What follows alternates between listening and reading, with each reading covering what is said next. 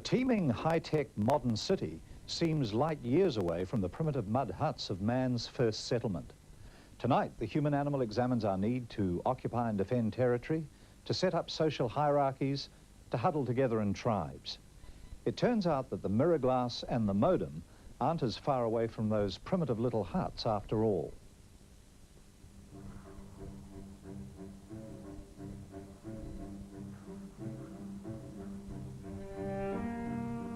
Imagine a piece of land, desolate and wild. Somewhere in this vast expanse, a tiny group of primeval humans has taken up residence.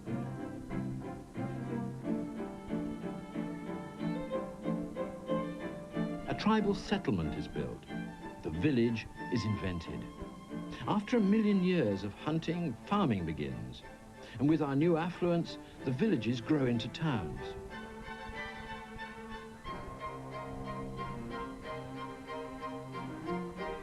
By Roman times, these towns are already magnificent in their scale and in their architecture, but they continue to grow.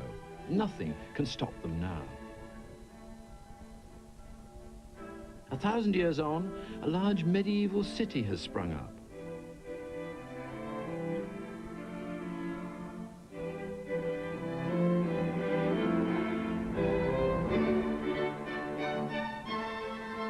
"300 years later, the boundaries of the now vast settlement spread as far as the eye can see.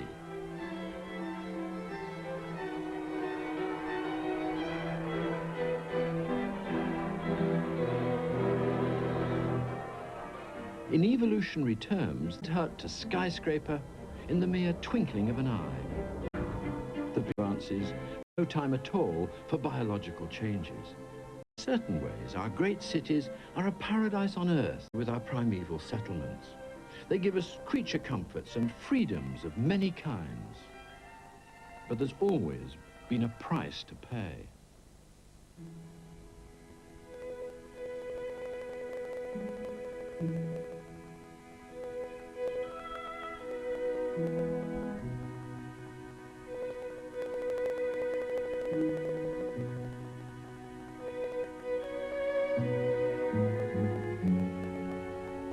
After many years spent living in London, where I'd written The Naked Ape, I moved in the late 1960s to a village on the small Mediterranean island of Malta. From here I was able to look back at the urban environment and view it dispassionately. It was here in the peace and quiet of a Maltese garden that I decided to write a sequel to The Naked Ape. I wanted to have a look at the way in which man, the primeval hunter, become transformed into man, the modern city dweller.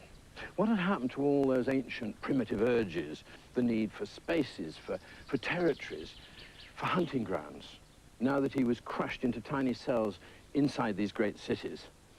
Some people, of course, call the city a concrete jungle, but jungles aren't like that.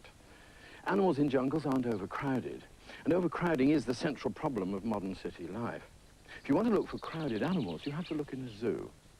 And then it occurred to me, the city is not a concrete jungle, it's a human zoo.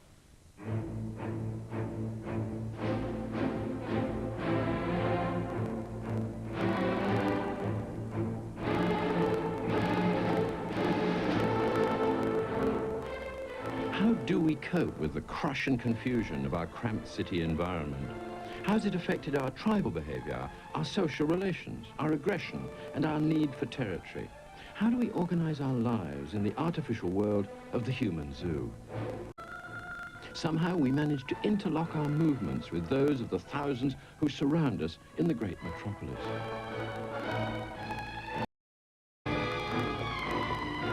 The metropolis in which is trapped not some wild-eyed victim of a hunt, but the human hunter himself. Inevitably, with such unnaturally crowded conditions, even the amazing adaptability of the human animal sometimes falters. The system breaks down and violence erupts. What is surprising about these scenes is that they're so rare. After all, the human animal evolved over 1 million years to live not like this, but in small tribal groups of no more than 150 individuals.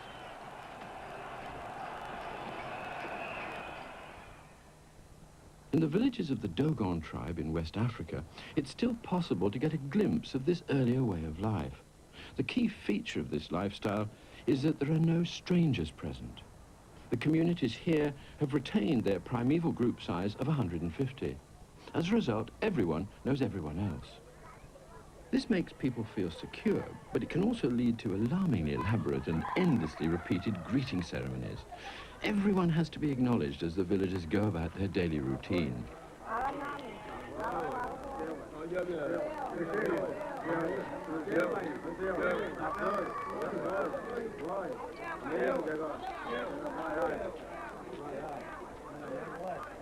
Because all Dogon tribespeople are so aware of everyone else in their society, they're rarely solitary. When they move from place to place inside the village, they prefer to travel in small groups rather than singly.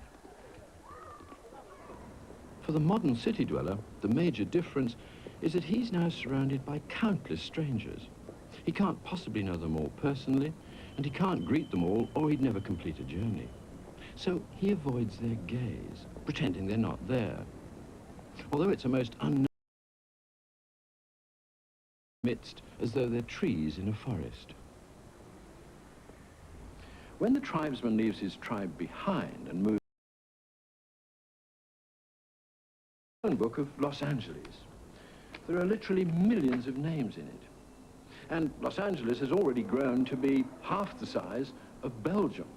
So the human tribesman can't possibly make all these people members of his own tribe. So what does he do?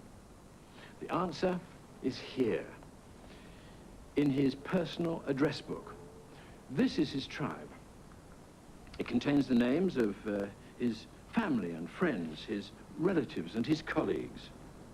This is his personal tribe. So it's wrong to think of the citizen as a human ant in a great human anthill. The city is not an amorphous mass. It's a vast interlocking network of tribes, all interwoven together.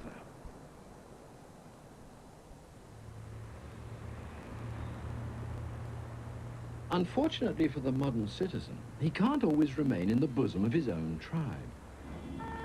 He must frequently strike out into alien territory. It's then that, to protect himself from social overkill, he's forced to turn all these strangers into trees in a forest. So, at times like this, it's not surprising that he treats a collapsed body as no more than a fallen log and walks past it.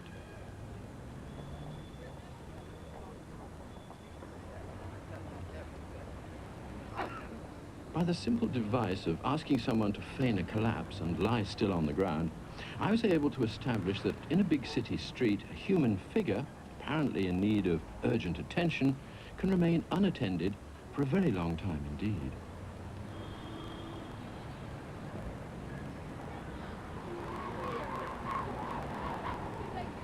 It's not that these city dwellers are uncaring. It's that in the city, it's simply impossible to react emotionally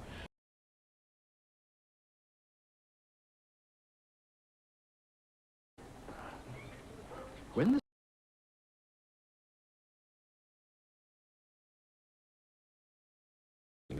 it came from the local inhabitants, the true villagers, not from the visiting tourists.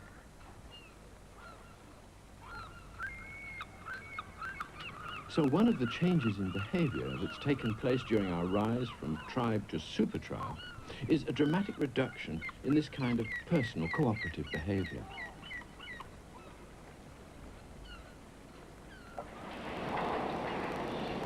In the city, strangers are treated almost as though they belong to another species. This has led to something that's extremely rare among villagers, to the phenomenon of theft. The helping hand in the city is not always what it seems. The urban thief treats his target not as a potential friend, but as a member of a rival tribe. With the practiced skill of a craftsman, he delicately lifts the gold bracelet from his victim's wrist. This trend starts young. A hidden camera enables us to watch this small gang of pickpockets operating skillfully in a big department store.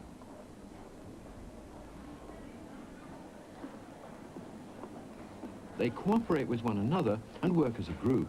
but feel nothing for their victim, who again is unknown to them personally.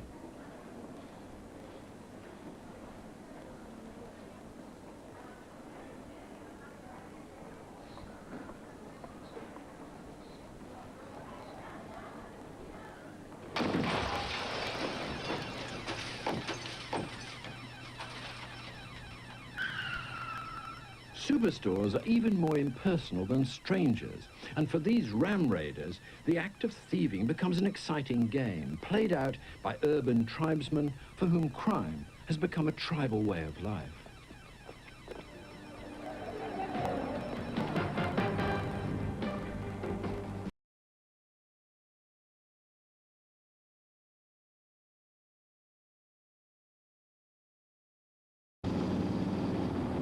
Because it's so important to demonstrate some kind of tribal membership, to set the individual apart from the teeming masses, the modern tribesman adopts a wide variety of tribal uniforms that display his particular allegiance.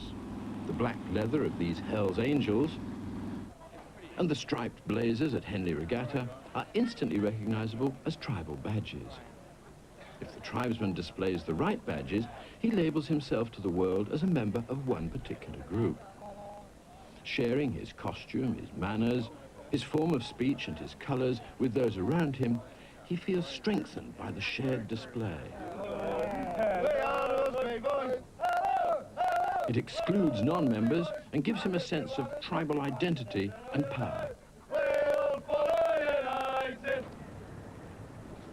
Even when the tribal signals are rather mild, sharing the same display makes members of the group feel more confident, more at ease.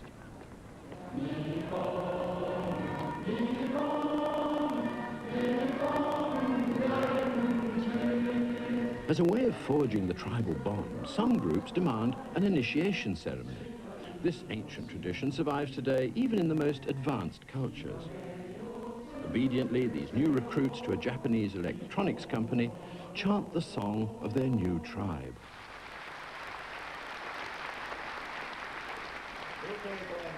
In a shared ordeal, they're introduced to the tribal elders who are suitably elevated on a special platform. And in unison, they display their newly acquired subservience to the might of the company. When I get to 3, do it. Here in Los Angeles, a group of female gang members from one of the feared city gangs is also initiating a new recruit. The function of this tribal ordeal is precisely the same, but the form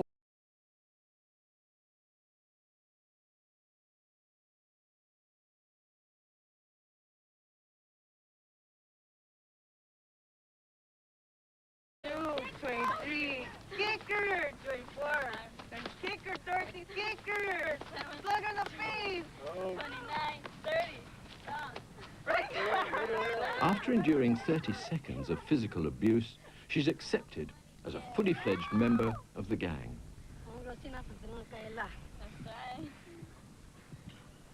How do you feel, home? Great. I'm down in Fraser. Once a tribal group has been established, it must repeatedly display its existence.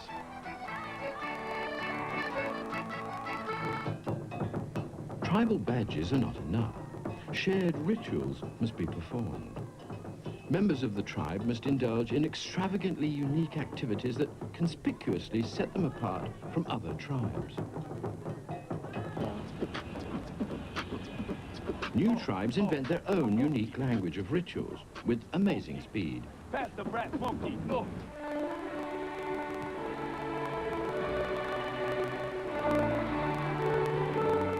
Others with age-old traditions, like these Freemasons, frequently develop rituals that are staggeringly elaborate, and to the outsider, frankly bizarre. Whatever the specific reasons given for all these different tribal rituals, they all have the same underlying significance, namely that they repeatedly reinforce the tribesman's sense of tribal belonging.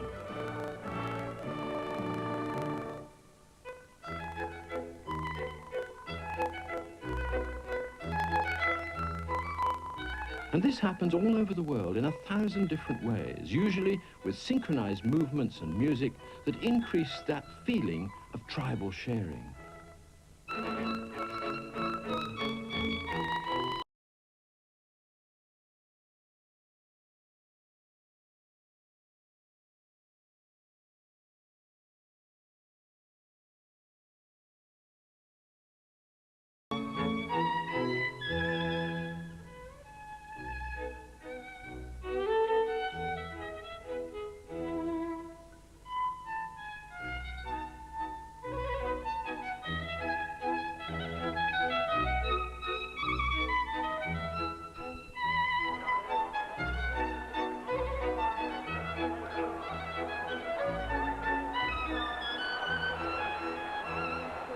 This shared rhythmic quality of tribal rituals breaks down at moments of high intensity.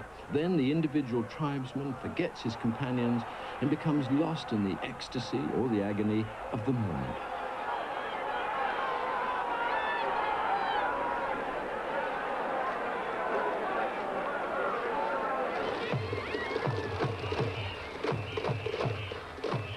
But at less intense moments, even the largest of tribes manages, by performing simple rhythmic actions, to enjoy the experience of shared involvement. This orderly scene is the cheerful face of tribalism that survives even when the tribe becomes swollen into a vast super tribe. Flip the coin, and there's a stark contrast.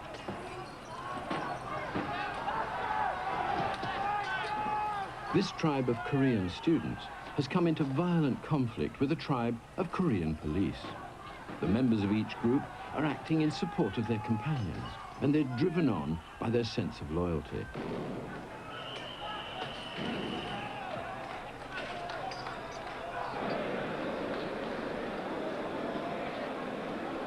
Violence can even break out in supposedly restrained groups, such as rival political parties, as here in the Japanese parliament.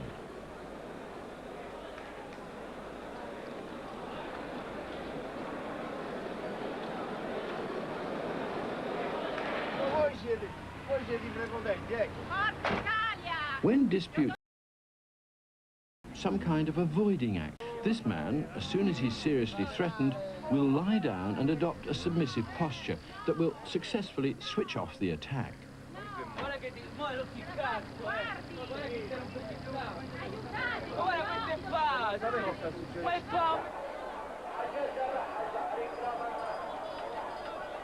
Visual and vocal threat displays can resolve disagreements without the spilling of blood.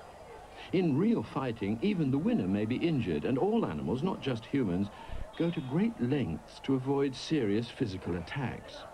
So most disputes are settled by threat and counter-threat, rather than by actual fighting.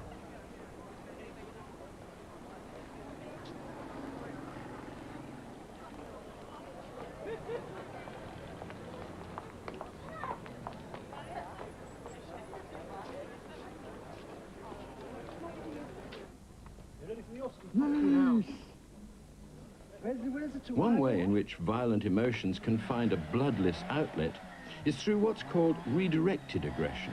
Here, the anger is vented on inanimate objects instead of on human rivals. With these joyriders, the victims are vehicles rather than people.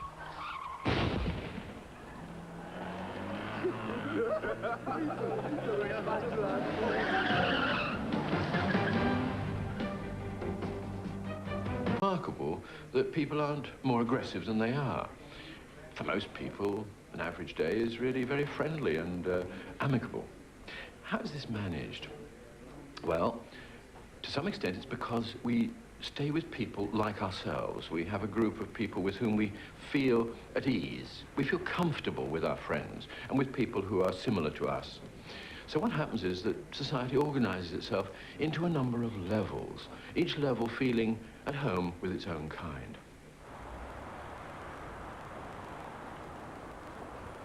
The British pub is a good example of this. The bars each have different names. There's the lounge bar, the smoking room, and further down there, the public bar.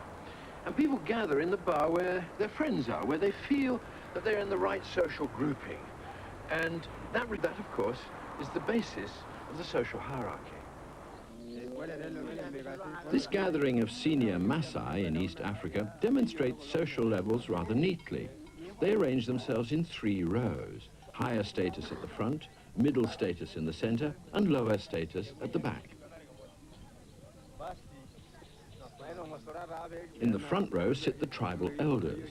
The chief himself displays his rank by his ebony staff. And all the elders show off their fly whisks and their elongated, decorated ears. In the second row, the junior elders have their elongated ears wrapped up in readiness for the day when they'll graduate to the front row. And in the third row sit the warriors, who display their rank by holding erect their sharp spears. Each culture has its own special forms of status display, and it's not always easy for outsiders to anticipate the subtle rules that are in operation in any particular case. If we were invited to this Japanese boardroom, we might easily sit in the wrong chair. Every position is carefully worked out, the precise rank of each executive being defined by his distance from the managing director.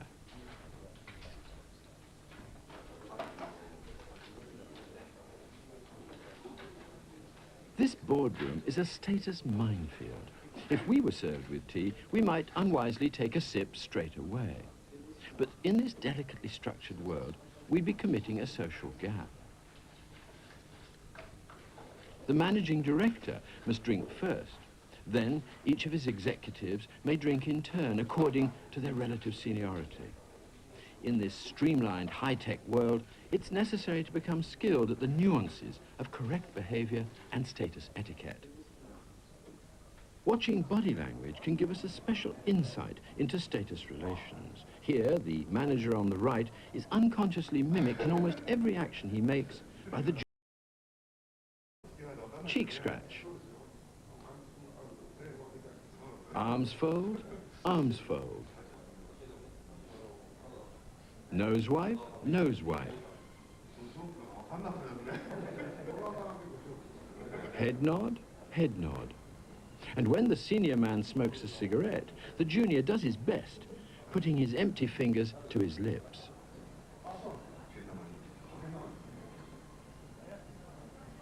One of the most basic forms of high-status display is increased size. For the reigning monarch, this is achieved by placing her on a raised platform and providing her with tall headgear. In her case, the headgear is a crown. For the archbishop, it's a mitre. This idea of height and status going together is very basic to human behavior, and indeed to the behavior of many other animals.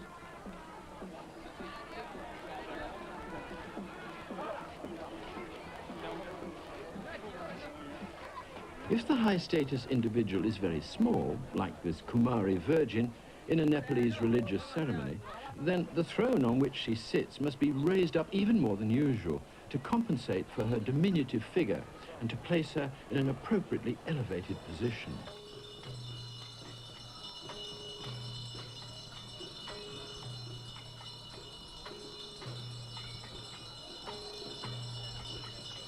In this way, the tiny 9-year-old girl, in her tall crown and golden robes, suddenly becomes transformed into a regal, queenly figure.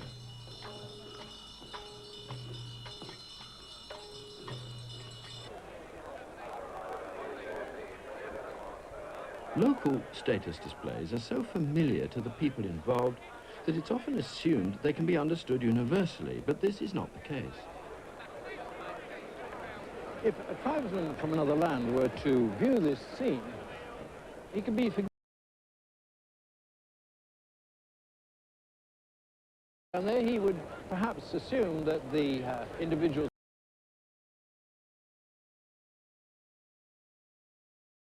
he'd be making a mistake. He wouldn't realize that the colors they're wearing belong to the owners of the horses and not to them.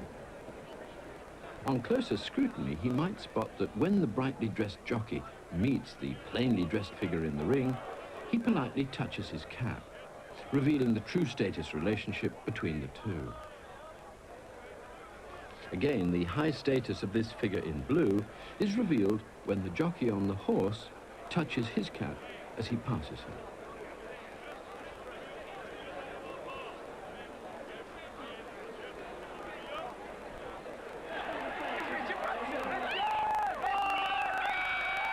In earlier days, high status demanded elaborate costumes. But today, thanks to the media, a famous face is alone enough to indicate elevated rank.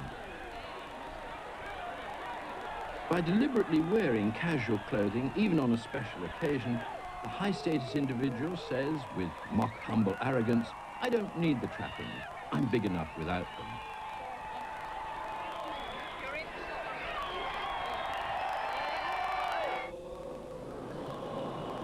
In the eyes of Allah, all Muslims are equal. This poses a problem for the very high-status King of Morocco. During the inauguration of a new mosque in Casablanca, he's obliged to wear the traditional jalaba of the Moroccan people.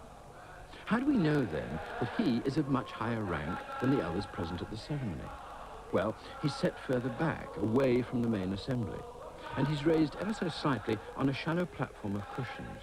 Not enough to insult the deity, but just enough to make him different from his fellow worshippers.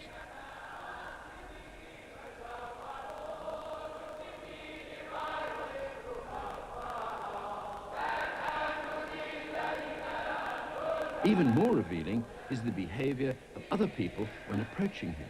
They bow so low that as they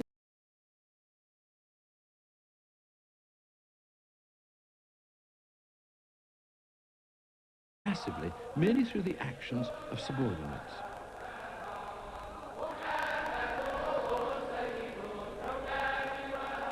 It's clear that just as increased height can raise status, so body lowering can reduce it.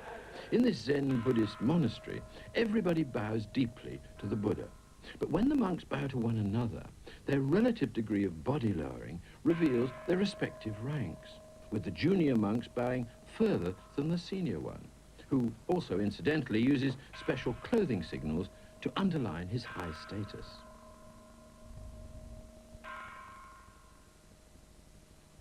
Occasionally, a status display is performed that includes an unusual element. This Maasai bride not only has to lower her eyes, which is a common form of subordination, but is also made to wear excrement on her shaven head as an additional way of emphasizing her low status in the ceremony. To fully appreciate the origins of all these various forms of body lowering, we only have to observe what happens when people are seriously threatened with death or injury. To reduce the risk of brutal assault, these rioting Bangkok students frantically prostrate themselves, trying to make their bodies as small as possible. Here lie, in both senses of the word, the raw origins of human submissive actions. Like other animals, big, to us, means powerful. It's as basic and primitive as that. And when I look at this small village, I realize that if I knew nothing about the inhabitants, I would imagine that the dominant individual there lived in that huge building in the middle, surrounded by a lot of subordinates. And of course, that is indeed the case. It's just that in our species, uniquely, the dominant member of the group is present only in spirit.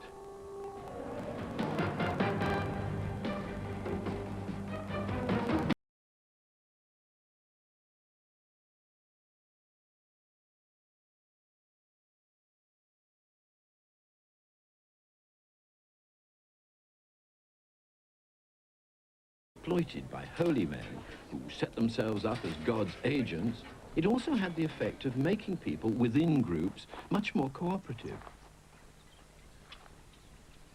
In this way, organized religion became the ultimate status strategy, producing subordination displays of a more extreme kind than can be found in any other sphere of human activity. An extraordinary example of this is displayed by this pilgrim visiting the Labrung monastery in Tibet. He has to prostrate himself on the ground every step of his journey, which may be hundreds of miles from his home.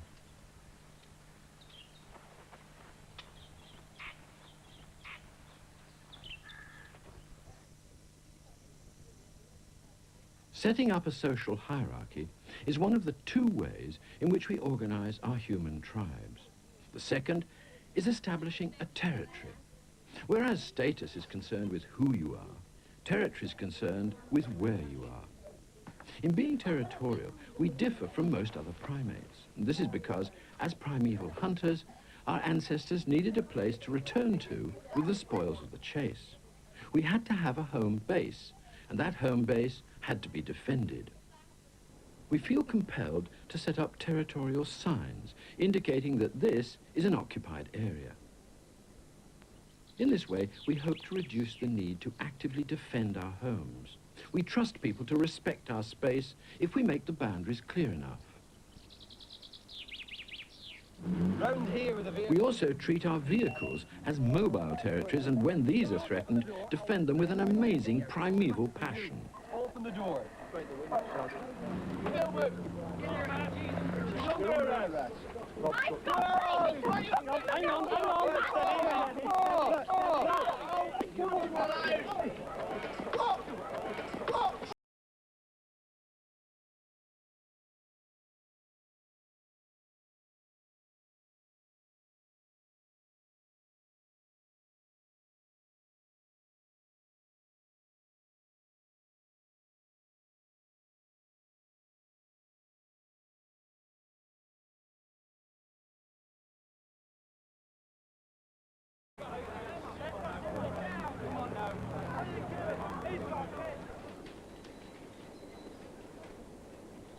In addition to a family territory, each of us has a personal territory.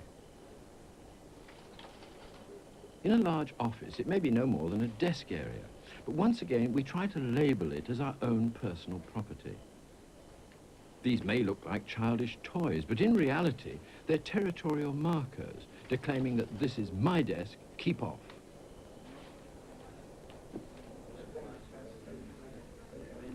Just how powerful are territorial markers? Let's try an experiment. We'll put a coat on a chair over there and see how long it manages to keep people from sitting on that particular chair.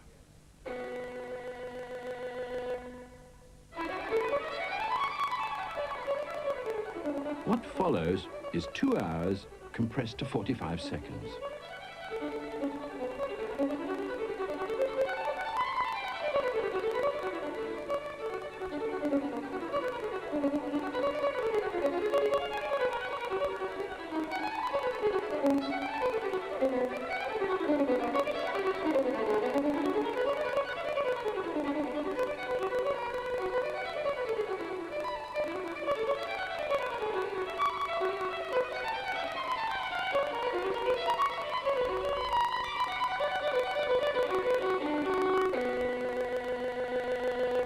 As with other species, our personal space is like an invisible territorial shield that surrounds us wherever we go, and that distances us one from another. Wherever you look,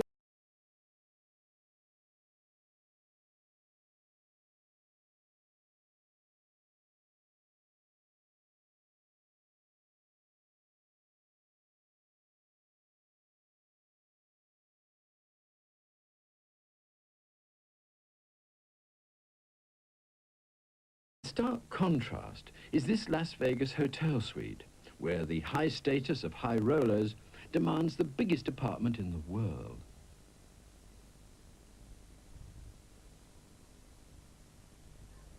Size is not only important in status relations, it's also a common weapon of territorial display.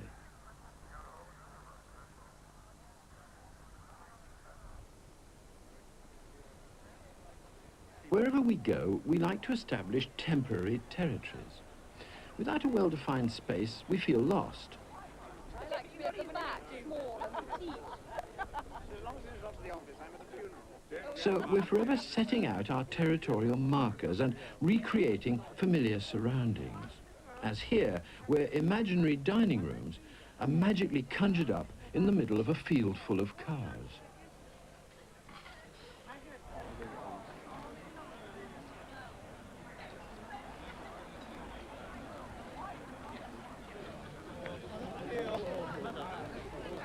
Sometimes we seem to indulge in activities that could be called territory for territory's sake. Throughout Japan, when the cherry blossom is about to fall, people leave their homes and carry rough and ready territorial markers with them to establish and defend a small patch of ground in the middle of public parks. The cherry blossom is really only an excuse for an orgy of civilized territorialism. Each group enjoys the sensation of being inside their little nest, even though it's only a simple flat covering on the ground.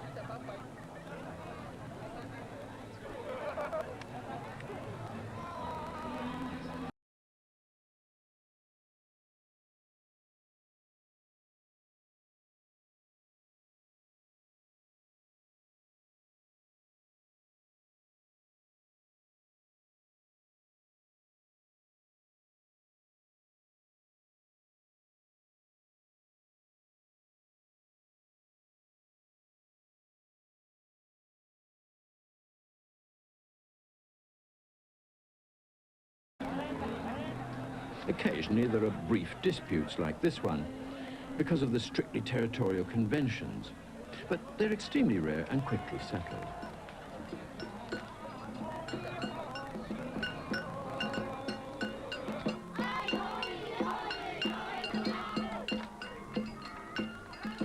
Once they're all well installed, they celebrate with songs and dances and a warm sense of belonging to a territorial group.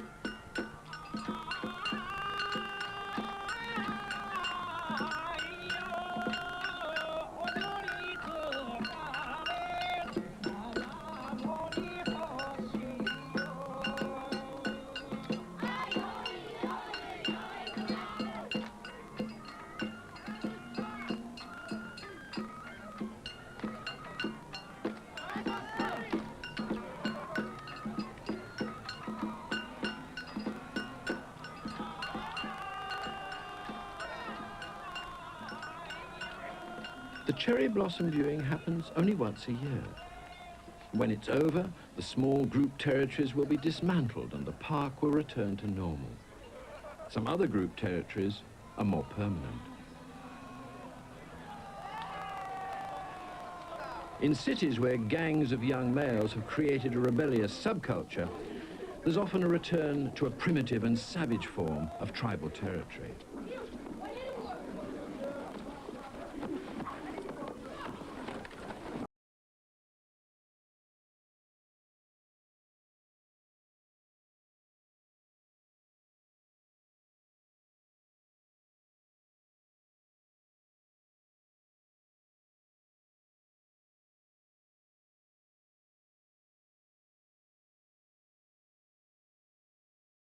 Children are caught in the middle. If the school doesn't deliver, then they've got nothing to fall back on. Defended, but also displayed to the rivals, saying, this is our patch. If we were wolves or tigers, we'd do it by scent marking, but because we're humans, we do it visually. And almost every area here that can be painted on has been painted on. Amongst the markings, there are specific signs saying, this is our territory.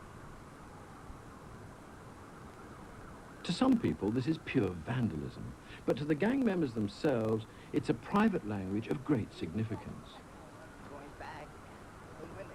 Although these gangs have stepped outside official society,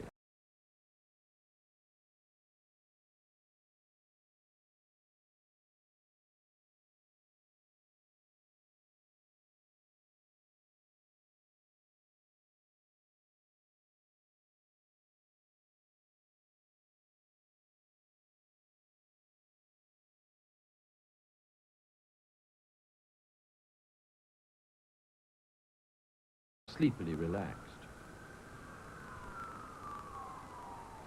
Because graffiti are such important territorial markers, the most dangerous thing you can do in gangland is to go around and obliterate somebody else's graffiti. And that's exactly what's happening at the moment over there. A group of graffiti artists is working over the top of some specific gang signs, and if those gangs find out what's happening, then there will be shooting. Gang members now treat the frequent gunfights as a routine part of daily life. The human animal is a compulsively tribal, compulsively territorial species. If the leaders of modern society don't offer acceptable forms of tribalism and territorial display, then unacceptable ones will explode in their faces.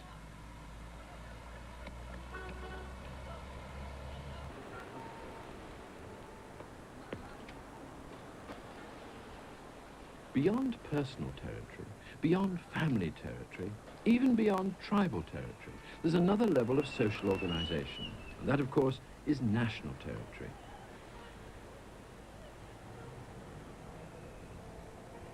If you look around the streets of a city like New York, you can see the signs, the emblems, the symbols, the colors, and the flags that reflect the persistence of national loyalties.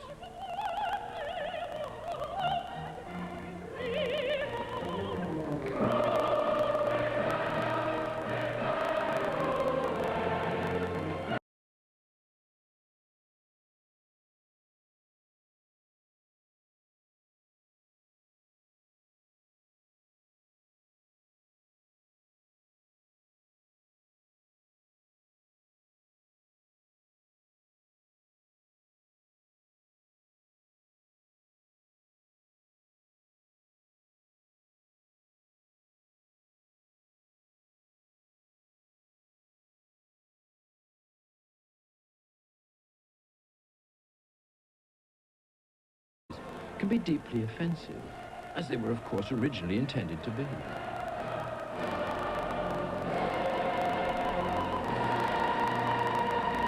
Animals that evolved to live in tiny, scattered tribes. So how on earth can they enjoy a lifetime in ramshackle slums or in huge, impersonal tower blocks?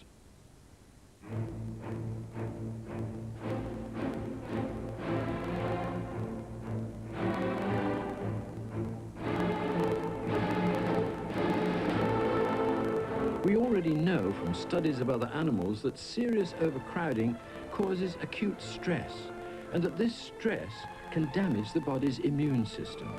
This same process applies to the human animal.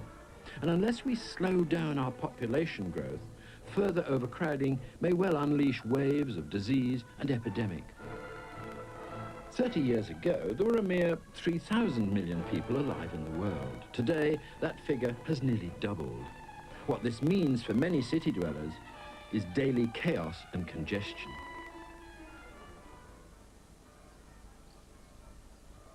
So why do we want to live in the city? Why don't we all return to a simple tribal existence, to a village like this? There's plenty of space here and a serenely untroubled atmosphere. Living here, we could escape the stress, the pollution and the violence of the city. So why do we stay? The answer is personal freedom and a sensation that in the city, anything is possible.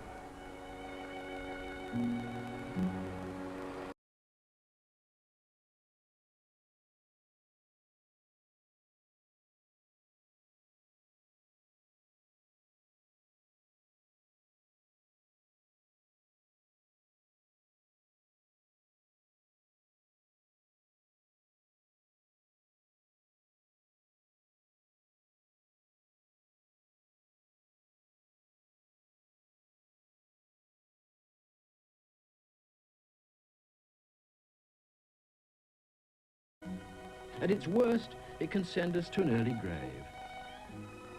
At its best, it can send us to the moon. So the city of the future can either